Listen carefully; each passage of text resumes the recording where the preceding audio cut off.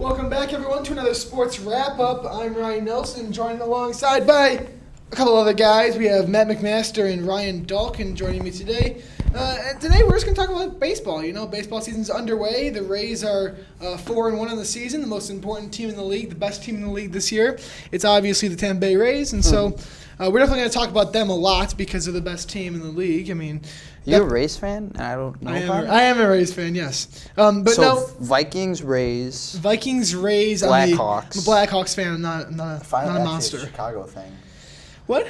Why are you Wait, Chicago? I do have fan, Chicago, yeah. and I'm not a huge NBA fan. But when I do have to choose an NBA team, it's the Bulls.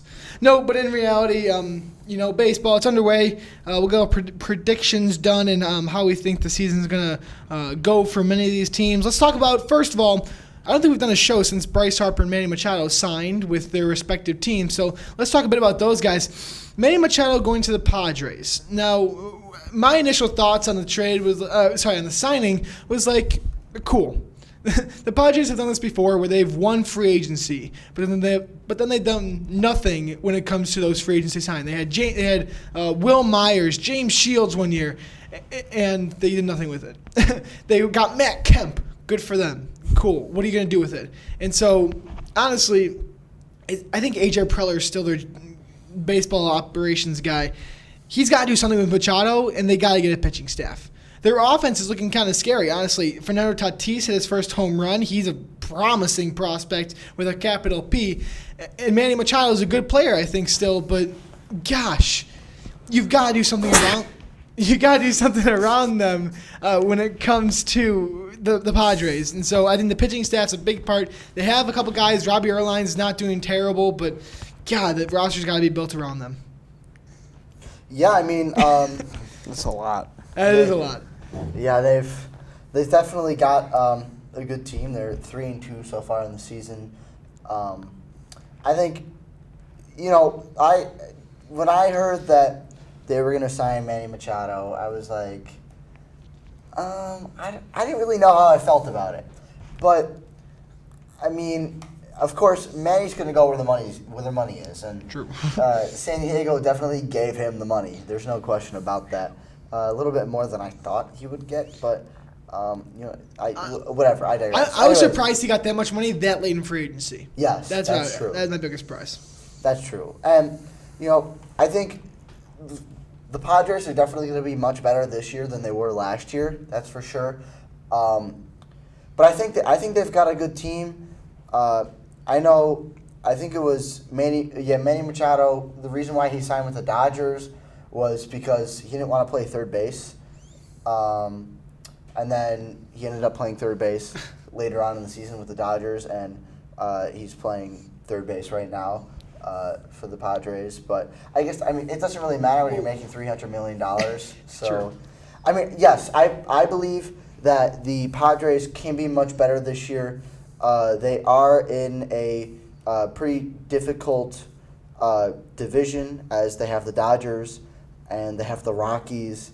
So I think they're going to try. They maybe have a chance to compete for a wild card spot. I think it's going to be very, very, very, very, very tough. Matt's got Matt's got a giant sigh over there when he said that. They're in the hunt for it, maybe, but there are other teams that I believe should have the wild card spot other than that. Now, Matt, who is if the Padres aren't the wild card, who's the wild card then for the NL? Well, okay. First off, with the Padres, right? I'll talk about the Padres. Yeah, please. I talked To me, the key about baseball is pitching. To me, it's always been. It will start with the pitcher, and the game ends with the pitcher. I've been kind of going through none of them other than Adam Warren, who is a platoon guy who's been from team to team the last 3 years, and Matt Strom. I mean, those are the only two guys that really stick out to me on their at least that I'm familiar with on their roster. Strom at one point was an ace out of the bullpen when he was with Kansas City. And he was an ace last year at 2.05 ERA in 41 games when he was with Kansas City in 2016. He had a 1.2 ERA. The next year he had a 5.45, recovered last year. So I think Strahm is a really good guy coming out of the bullpen. Warren's a platoon guy, come out of the pen. If they make the playoffs, he'll come out of the pen. He won't be starting. Kirby Yates, he's a reliable arm. He's going to go out there. He's going to throw strikes. And that's what a lot of pens need. So I don't know. I like their pitching. I'm not in love with it. You look at their roster: Hosmer, Kinsler, Machado, Tatis Jr. That's an infield right there. Yeah. I think they don't have the pitching, but they have the infield and the outfield. I think they're like, if you were to power rank them, they're like 11th, right, in terms of just looking at their roster. Just like they're in the middle. They're not like an average team, but they're a bit above average. Because you got 6 guys in the lineup with home run potential. And home run is the name of the game here, but especially now in the MLB. But to me, I mean, no one other than 3. I mean, there are 3 teams that are going to come out of the NL Central to me. What 3 teams? I don't know. I couldn't tell you. Okay. I think Milwaukee's going to win the division. Yeah. I think that Corey Knebel, who had Tommy John, is having Tommy John surgery. That's not going to matter now because everyone's arms are fresh and everything. But when we get to the dog days in June and July and early August, I mean, don't be surprised if the Brewers are going to lose a couple games down the stretch, maybe even lose the division, kind of like what the Cubs did last year because they don't have the constant arms like they do now. Well, the Cubs have not had the arms either. We'll get to the Cubs. From a Cubs fan, we'll get to the Cubs in a little bit. Yeah, but like you got, to me, the best bullpen in the MLB, you have to consist of a couple things. First off, you need at least 2 aces. We're talking about guys who are the best at what they do. Sub-2 ERAs. They're going to pitch you about 90, 100 innings a year, right? And they're going to, all the bullpen guys, they're going to let up a couple runs throughout the year. But this guy is super reliable.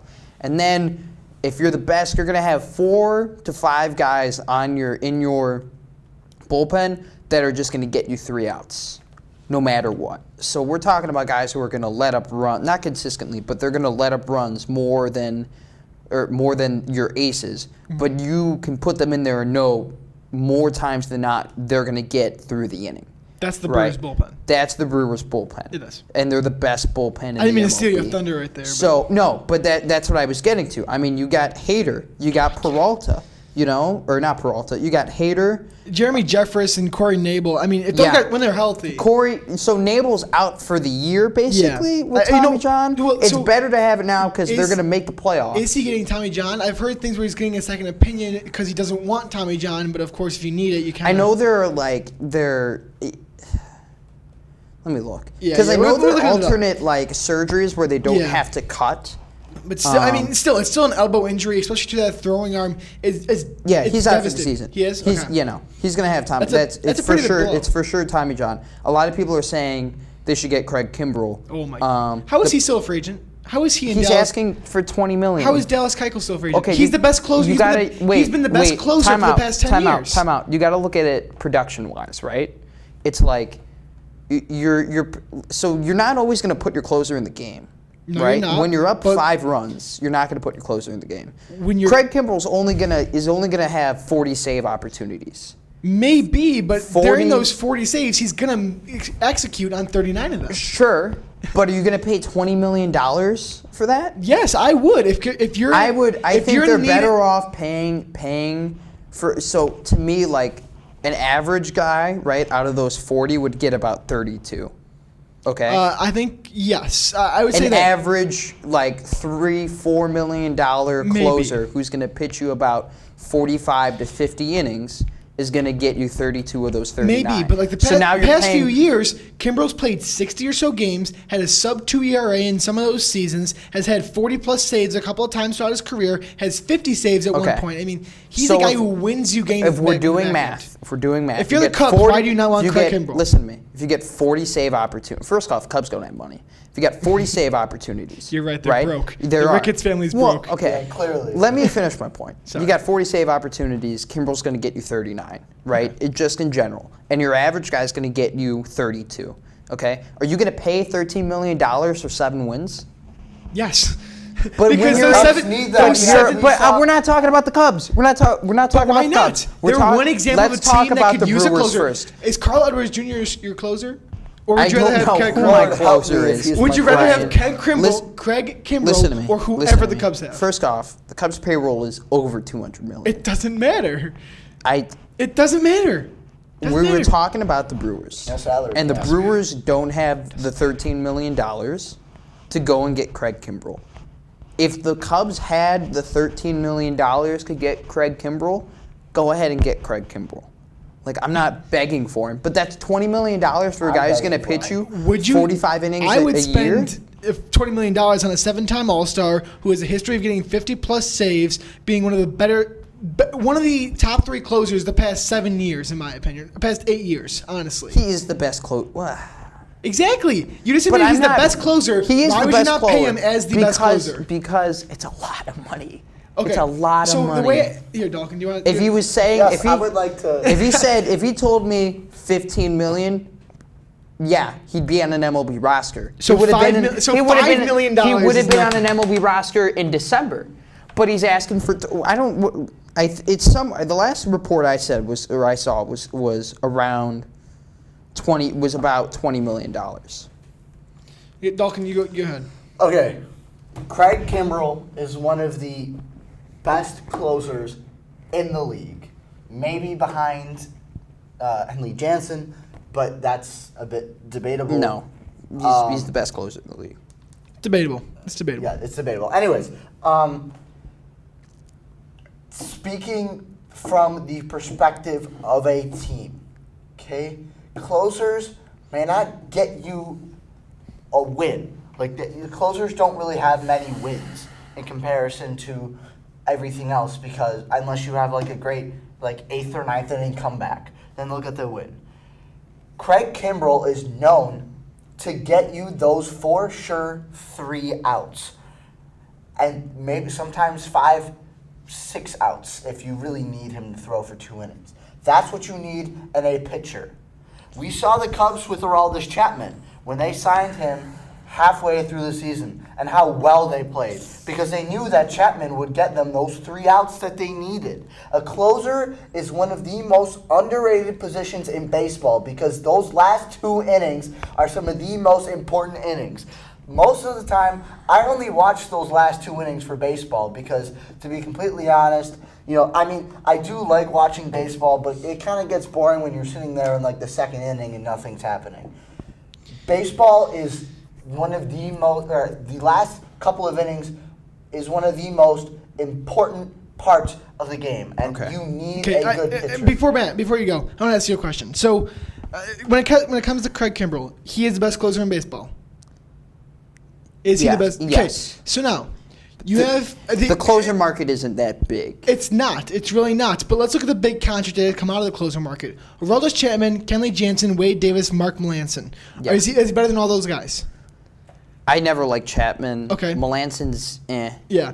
The last 2 years, Melanson's been in. Jansen is. I don't see Jansen play a lot. So. Okay, and then Wade Davis is Davis is old. cool. Now, you admitted that Kimbrel's better than those guys. How much better? Is he? He's not like, if we're talking like, okay, so the best example here is like it's a weird example. When I played like video games, Okay. right, NBA 2K12, okay, like Dwight played Howard. 2K8. Dwight Howard was like 96 overall, and the next best center was like 84. Yes. Okay, so like it's not that. It's not- okay. It's like comparing LeBron to KD. Okay, That's how I see got it. it. It's really So close. He's still LeBron to the KD. Yeah, he's still Now- a bit better. Now that's debatable in You itself. said $15 million. He's on a roster in December. I wholeheartedly agree. but, yeah. But the Wade Davis contract is around $17 million a year. Yeah. Aroldis Chapman is around $17.2 million Yeah. a year. Is $3 million or $2.8 million So, but that's really not that much more? That's not.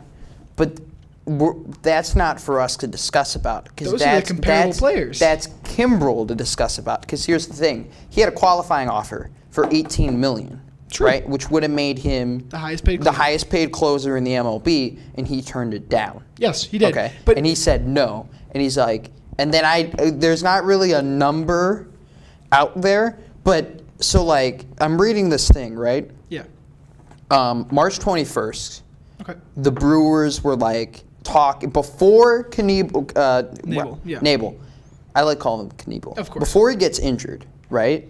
They were talking about getting him, about signing him, right? Okay, yeah. Before, just to bolster the bullpen, right? Of course, why not? You got Hader, Knebel, and Kimbrel. That'd be stupid. That exceeds. Imagine your starter goes 7 innings and you have those three guys to finish out. That exceeds when I said what makes the best bullpen in the MLB. You don't have 2 anymore. You have 3. So yeah. that exceeds it, I think. But like they were talking March 21st, right? Yes. So I think that if they match the number, he would be signed right now because it makes sense for both sides, right? In terms of a baseball logical standpoint, right? Kimbrel's going to a bullpen, which is already the best in the MLB, right? On a team who's already been to the playoffs, so he's going to go back. So he's not. It's not really. It's. Yep. You know, he just won a World Series, Yes. so he's not going to a bad team, right? So, you know, he's going to a team that's going to win, right? But now it's all about the money. Okay. Now I think that Knebel getting injured gives more leverage to Kimbrel, right? Because Yes, now he's like your best guy is gone. Now you need me. Now you need. You don't just want me. Exactly. Now you need me. Exactly. I agree with you. I think that. So I think that if they're gonna make a deal, it's all about money. It's all about money now. Here, Also, too, here's something that we haven't really been talking about. Craig Kimbrel had an off year last year in terms of his straight up stats. He's still the best closer in the MLB. Yes. Still had 42 saves, right? Yes. But in terms of his comparance to what he was the year before, I mean, his ERA went up 1.31. Yes, it did. Right? He had 7 more saves with 7 less innings. Yes. In terms of he obviously had more earned runs. He had a career high in home runs hit against him. He had a career high in almost career high. Almost, yeah. We're looking at the same thing. It's one off.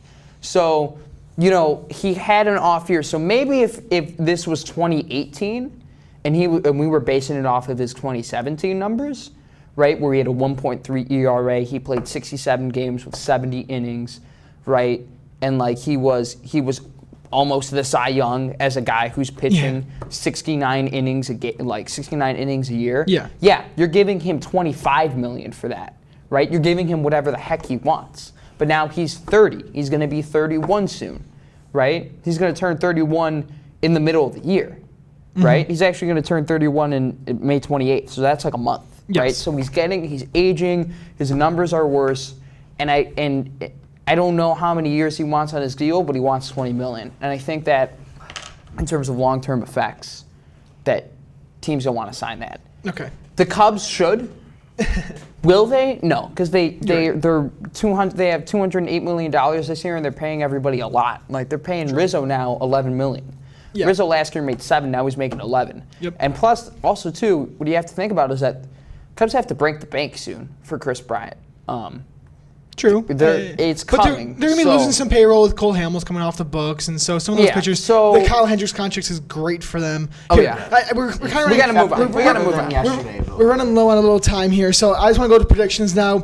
In my opinion, the AL East is going to go to the New York Yankees. The Central is going to go to the Cleveland Indians, and the West is going to go to the Houston Astros. I have 2 wild cards coming from the AL East. I have Boston and Tampa Bay.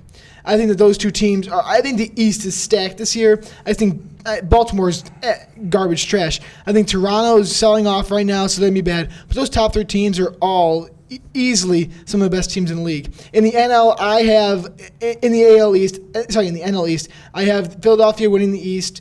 I have Milwaukee winning the Central, and the West going to the Dodgers. I have the wild cards going to Washington and Colorado. I think those 2 teams are going to be good enough to take playoff spots away from some of those Central Division teams. Sorry, we're running a little low on my that. turn? I can go. I'll go real quick. All right. You go. I got 2 teams coming out of the AL East, Tampa, New York. Whoa, no Boston. They lost some pitchers. okay. Their bats are still there. Okay. It's going to be close. It's going to be really close. Got it. I got I got Cleveland. I was looking at Minnesota. I got Cleveland, winning the Central, right? And I think it's going to be, I'm only going to name 4 playoff teams right here, but Houston is going to win the West. And I think it'll be a 3-way race between the Angels, Minnesota, and Boston for the final wild card spot. So I don't know. I couldn't accurately tell you who I think is going to win. My money would be on Boston, if any of them, only because they won. They're the defending World Series champions. Of course.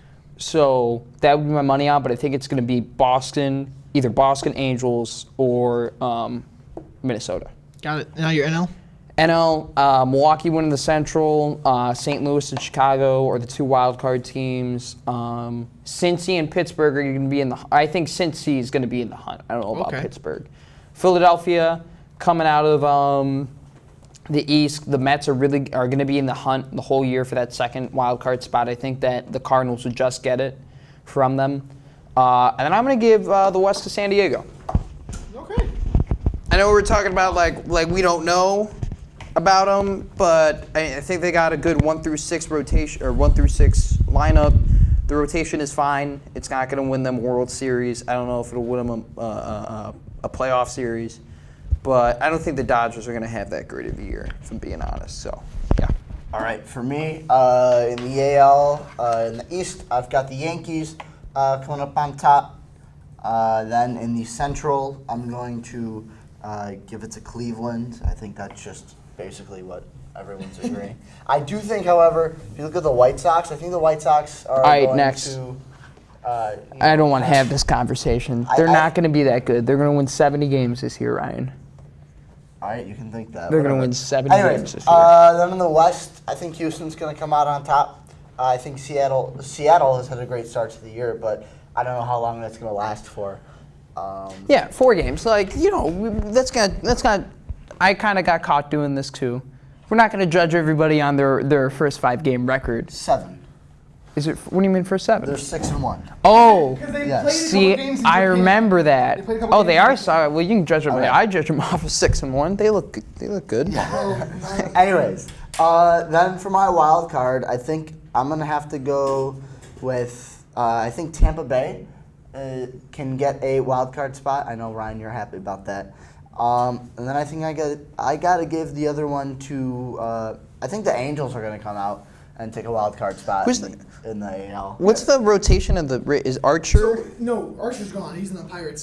So the rotation of the Rays right now, it's Blake Snell, Charlie Morton from the Astros, Tyler Glasnow, who they got in the Archer trade, and then some of the openers. Okay. Openers. Gotcha. All right, as we go into the National League in the Central, I've got the Brewers coming up on top. Christian Yelich has had a great start to the year, and I think we'll keep that up for the entire year. Yeah. Then in the East, I've got the Phillies Yeah. coming up on top. They're going to be good all year. Then in the West, I'm going to give it to the Rockies.